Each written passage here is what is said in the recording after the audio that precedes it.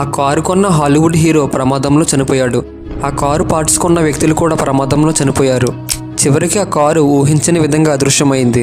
చివరిగా ఆ కారును తరలిస్తున్న ట్రక్ డ్రైవర్ను చంపేసింది. ఈ కారు కథ వింటే వెన్నులో వణుకు పుడుతుంది. ఈ వీడియో చాలా ఇంట్రెస్టింగ్గా ఉంటుంది. ఈ వీడియోకి మీ సపోర్ట్గా ఒక లైక్ చేయండి guys please. Actor Vijay Devarakonda నటించిన టాక్సీవాలా, నయనతార నటించిన డోరా సినిమాలో ఆత్మలు ఆవహించిన కార్లు చూసే ఉంటారు. మరికొన్ని పాత చిత్రాల్లో కూడా ఆత్మలు కార్లను ఆవహించడం, మనుషుల సహాయంతో ఆ కార్లు విలన్ను చంపడం వంటివి చూసే ఉంటారు. కానీ ఓ కారు ఏకంగా హీరో ప్రాణాలే తీసింది. రోడ్డు ప్రమాదంలో ధ్వంసమైనా సరే అది తన ఉనికిని చాటుతూ పలువురి మరణానికి కారణమైంది. ఆ కారుతో సంబంధం ఉన్న వ్యక్తులు ఏదో ఒక రూపంలో మరణించారు. ఇది వినేందుకు చదివేందుకు విడ్డూరంగానే ఉంటుంది. కానీ ప్రపంచంలో అంతుచిక్కని మిస్టరీలో ఒకటిగా ఉన్న ఈ కారు హిస్టరీని తెలుసుకుంటే చెమటలు పడతాయి. అంతేకాదు ఈ కారు స్ఫూర్తితోనే పైన చెప్పుకున్న సినిమాలో తీశారంటే ఆశ్చర్యపోతారు. ఇంతకీ ఆ కారు కథ ఏంటి, ఆ హీరోకి ఆ కారుకి ఉన్న సంబంధం ఏంటి, ఇవన్నీ తెలుసుకునే ముందు ఆ హీరో గురించి తెలుసుకోవాల్సిందే. అతడి పేరు జేమ్స్ డీన్, హాలీవుడ్ యువ హీరో. సినిమాలోకి రాకముందు టీవీ షోల ద్వారా పాపులారిటీ సంపాదించాడు. కానీ 24 ఏళ్ల వయసులో ఘోర రోడ్డు ప్రమాదంలో చనిపోయాడు. కాలిఫోర్నియాకు చెందిన ఈ యంగ్ యాక్టర్ చాలా చిన్న వయసులో అవకాశాలను అందిపుచ్చుకున్నాడు. 1954లో ఎంతోమంది అభిమానులు సంపాదించుకున్నాడు. ఫలితంగా అతడికి 1955లో ఈస్ట్ ఆఫ్ ఈడెన్ అనే సినిమాలో హీరోగా అవకాశం వచ్చింది. ఆ తర్వాత రెబెల్ వితౌట్ కజ్ అనే సినిమాలో నటించి మరింత మంది అభిమానులు సొంతం చేసుకున్నాడు. అతడి కెరియర్లో ఇది ఉత్తమ చిత్రంగా నిలిచిపోయింది. ఆ తర్వాత డీన్ జెయింట్ అనే సినిమాలో నటించాడు. అతడి మరణం వల్ల ఈ సినిమా వాయిదా పడింది. 1956లో విడుదలైన ఈ సినిమాను చూసి చాలామంది భావోద్వేగానికి గురయ్యారు. డీన్కు కార్లంటే చాలా పిచ్చి. ముఖ్యంగా రేసు కార్లతో దూసుకెళ్లడం అంటే డీన్కు మహాసరదా. 1955 మార్చి నెలలో డీన్ ఫామ్ స్ప్రింగ్స్ రోడ్డు రేసులో పోటీలో పాల్గొన్నాడు. ఆ తర్వాత కూడా మరికొన్ని పోటీలో పాల్గొని అభిమానులతో రియల్ హీరో అనిపించుకున్నాడు. అతడికి వేగం అంటే ప్రాణం, అందుకే జీవితంలో కూడా వేగంగా ఎదగాలి అనుకున్నాడు. కానీ ఆ వేగమే అతడి ప్రాణం తీసింది. జేమ్స్ డీన్ పోర్ష్ 550 స్పీడర్ కారును కొనుగోలు చేశారు. ఆ కారుపై అతడు తన లక్కీ నంబర్ 130 స్టిక్కర్ని వేయించుకున్నాడు. అతడి ఫ్రెండ్ సలహాతో ఆ కారుకి లిటిల్ బాస్టర్డ్ అని పేరు పెట్టాడు. అయితే ఈ కారు మీద ఉన్న 130 నంబర్ని చూసి చాలామంది అది మంచి సంఖ్య కాదని తెలిపేవారు. ఎందుకంటే చాలామంది 13 సంఖ్యను అపశకనంగా భావిస్తారు.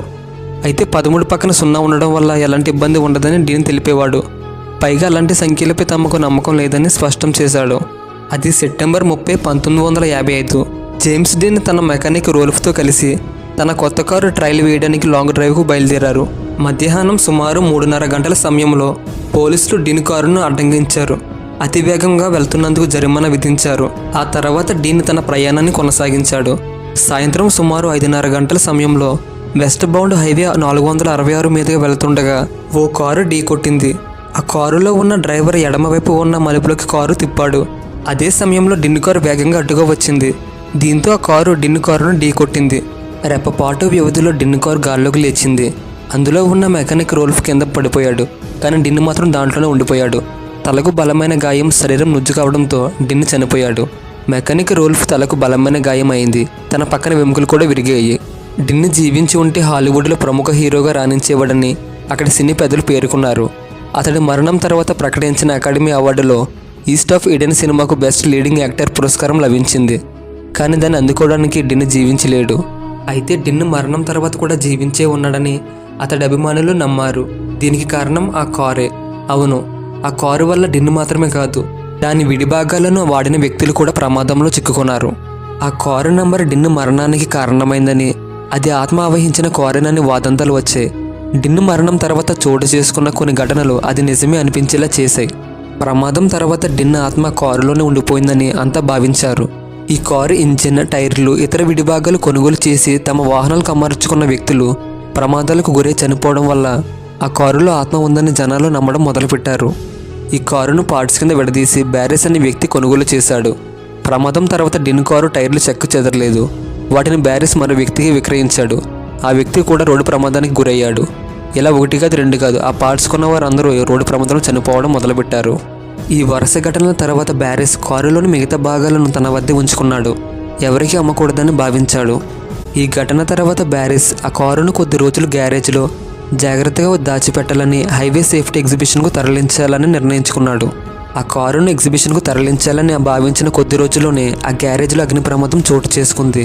చిత్రం ఏమిటంటే ఆ ప్రమాదంలో ఆ కారుకి ఏమీ కాలేదు. దీంతో బ్యారెస్కి దిమ్మ తిరిగింది. ఇక ఆలస్యం చేయకుండా ఆ కారుని ఎలాగైనా వదిలించుకోవాలని భావించాడు.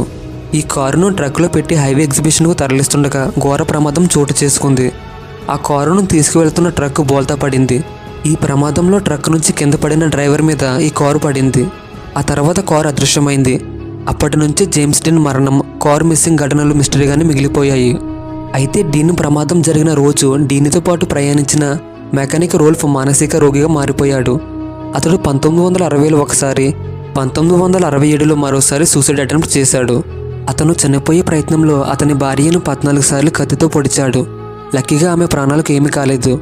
అయితే రోల్ఫ్ 1981లో మద్యం తాగి వాహనం నడుపుతూ రోడ్డు ప్రమాదంలో చనిపోయాడు. అయితే అదే ఏడాది డిన్ కారును ఢీకొట్టిన ఆపోజిట్ కార్ డ్రైవర్ కూడా చనిపోవడం ఆశ్చర్యం. ఈ వీడియో మీకు నచ్చినట్టయితే లైక్ చేసి షేర్ చేసి సబ్స్క్రైబ్ చేసుకోండి ఫ్రెండ్స్.